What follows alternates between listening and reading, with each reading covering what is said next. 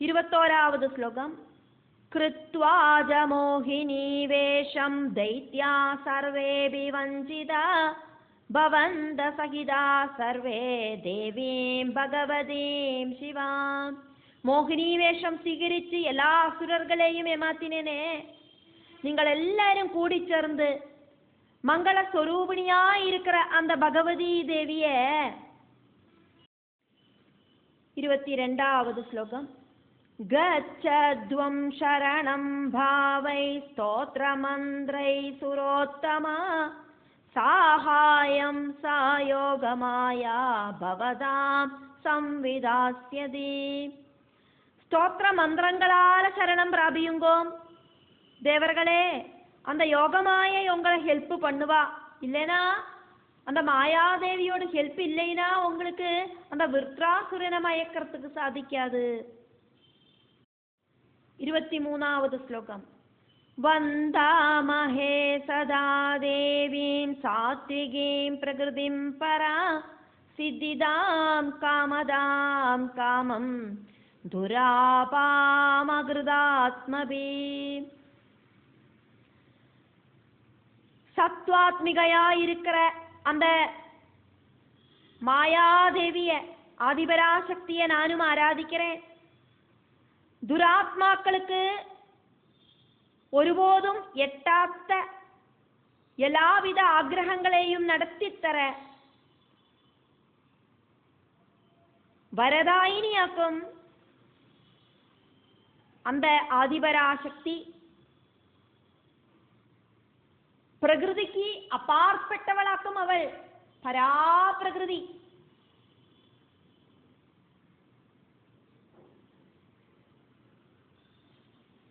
பரம்பொருளோடு பட்டமகிழ்ச்சியாக்கும் அவள். அவளை நமக்கெல்லாம் ஆராதிக்கலாம். 24வது ஸ்லோகம்.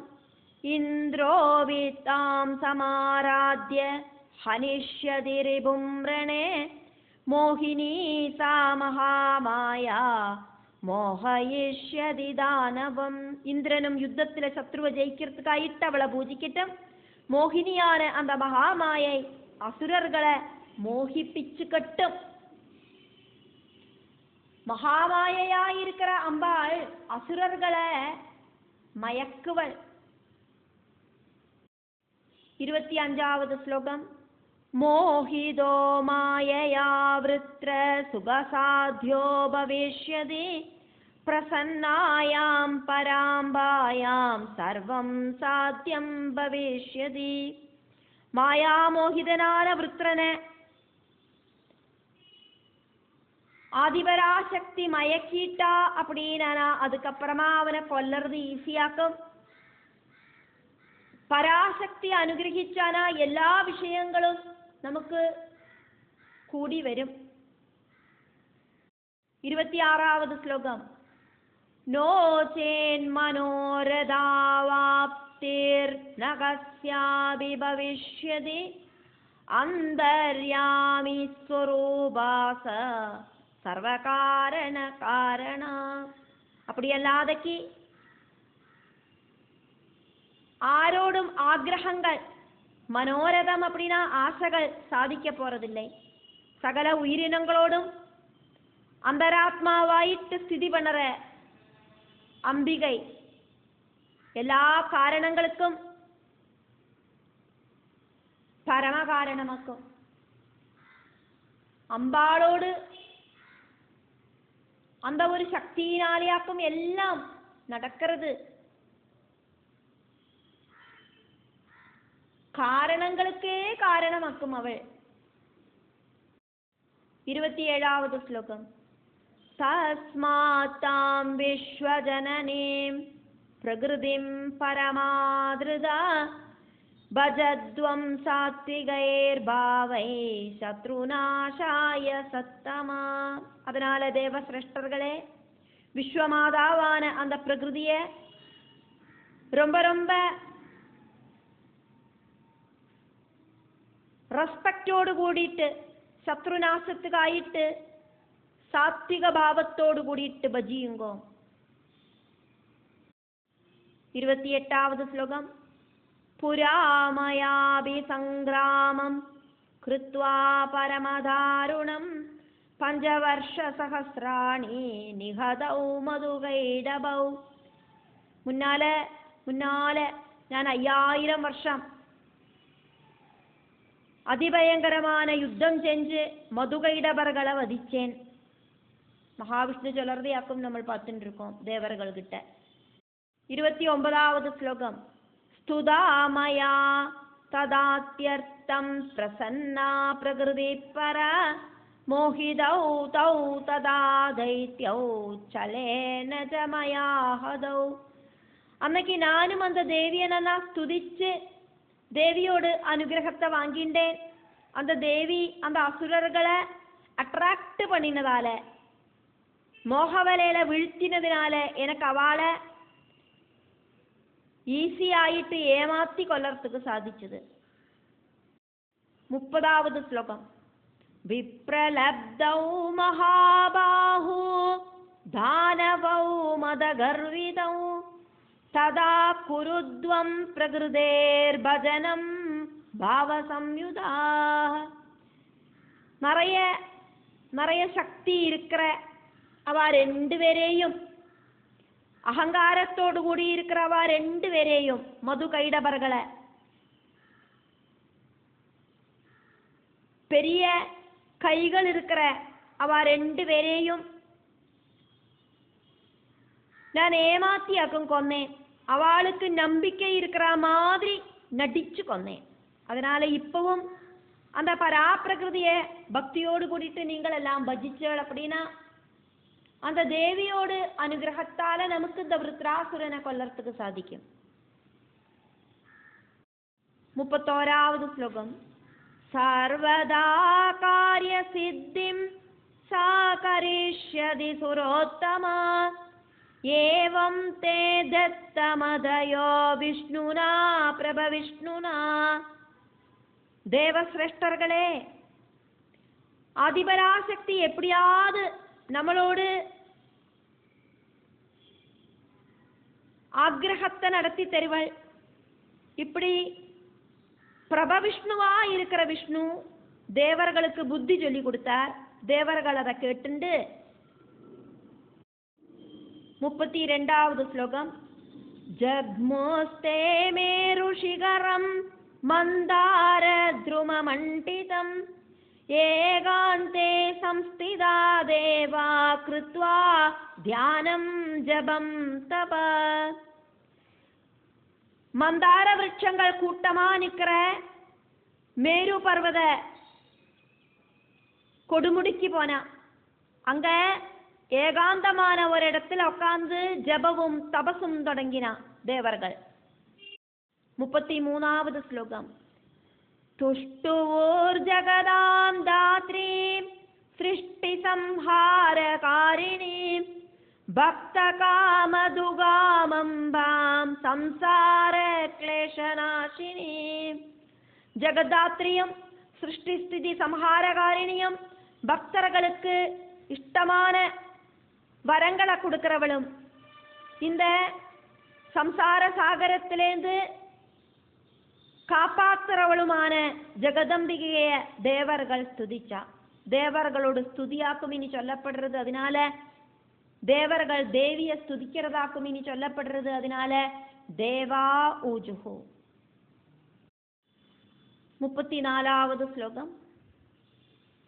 தேவி பிரசீத பரிபாஹி சுரான் பிரதப்தான் விருத்ராசுரேண சமரே பரிபீடிதாம்ச்ச தீனார்த்திநாசன பரே பரமார்த்த தத்வே பிராப்தாம் ஸ்வதங்கிரி கமலம் சரணம் சதைவா.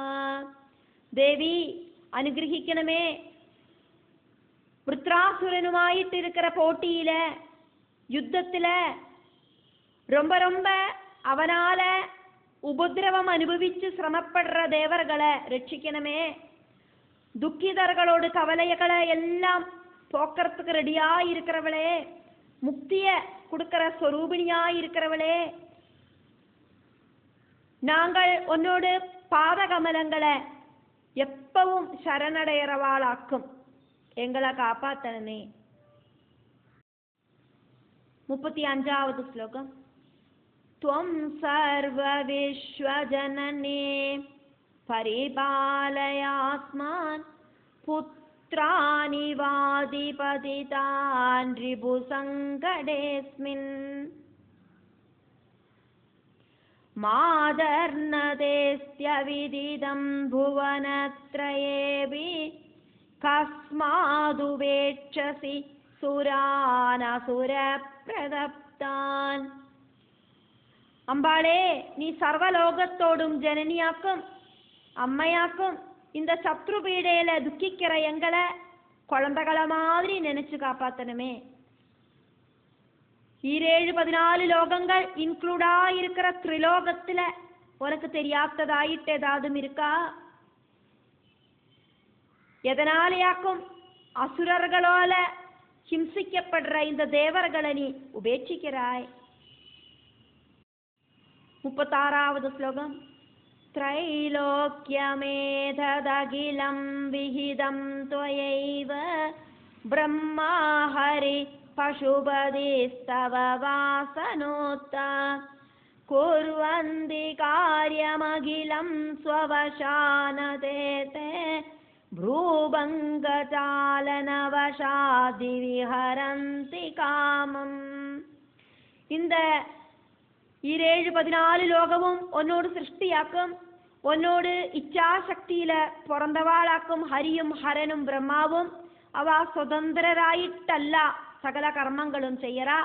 உன்னோடு புரிகக்கொடி அசையறத பேஸ் பண்ணிட்டாக்கும் அவளுக்கு அவளோட பிரவൃத்திகளை செய்யறதுக்கு சாதிக்கிறது. நீ என்ன சொல்லறியோ அதைத்தான் அவ செய்யறா. அவளுக்குன்னு தனியா எதுவும் செய்யறதுக்கு அவளால சாதிக்காது.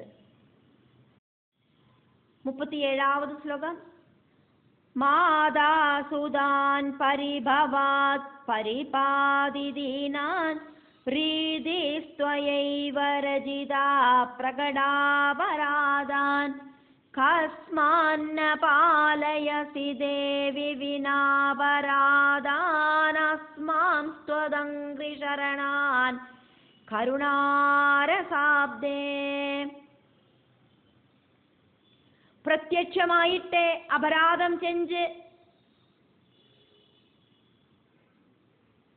சங்கடப்படுற புத்திரர்களை அம்மை பரிபவத்தோடு கூடிட்டு காப்பாத்தத்தான் சேரா. அதாக்குமே ஒன்னோடும் ரீதி கருணை கடலே தேவி, உன்னோடு பாதத்துல விழுந்து கிடக்கிற எந்த அபராதமும் செய்யாத எங்களை எதனாலியாக்கும் நீ இப்படி காப்பாத்தாம இருக்காய். 38வது ஸ்லோகம். நூனம் மதங்கிரி பஜனாப்த பதாகிலைதே பக்திம் விஹாய விபவே சுகபோகலுப்தா நேமே கடாட்ச விஷயா இதி சேன்ன சைஷா ரீதி சுதே ஜனன கர்த்தரி சாபிதிருஷ்டா.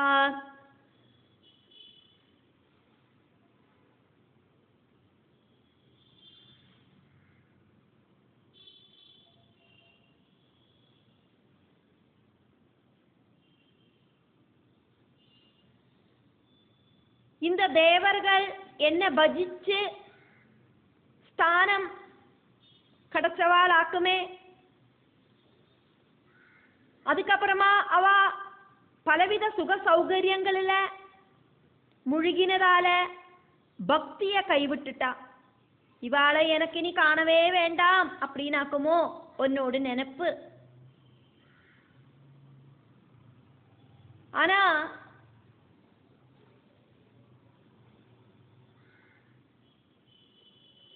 குழந்தைகளை சிருஷ்டி பண்ணின பிதா புத்திரர்கள் கிட்ட இந்த மாதிரி நடக்கிறத எங்கும் பார்த்துட்டில்லை.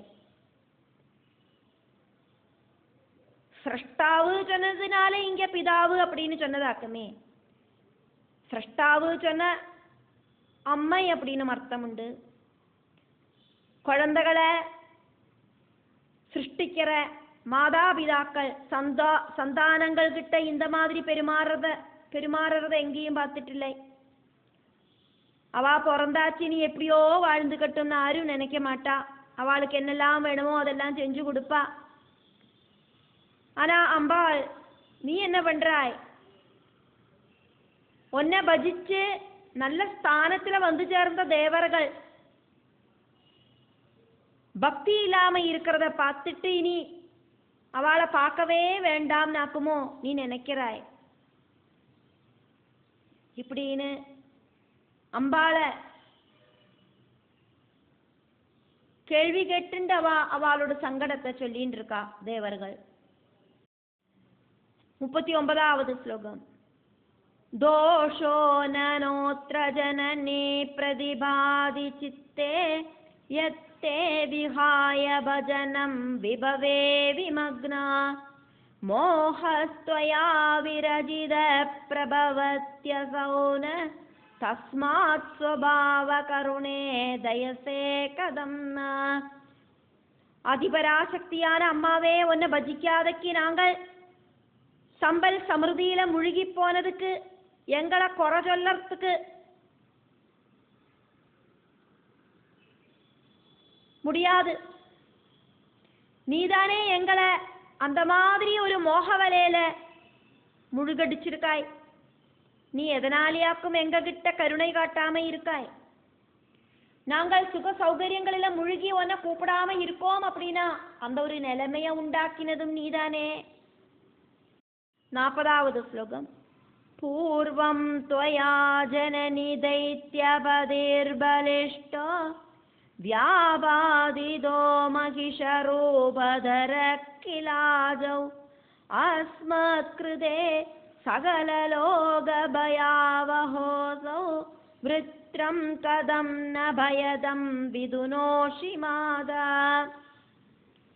அதிபராசக்தியான அம்மாவே முன்னால நீ ரொம்ப பலசாலியா இருக்கிற அசுரர்களோடு ராஜாவான மகிஷாசுரன யுத்தத்துல கொன்னையே. அப்போது எங்களுக்காக சகல உலகத்தையும் வரப்பிக்கிற மாதிரி நீ அந்த பிரவൃத்தியை செஞ்சியே. எங்களுக்காக சகல உலகத்தையும் வரப்பிக்கிற பயங்கரனான விருத்திரனை நீ கொல்லாம இருக்கிறது எதனாலேயாக்கும்? இப்போ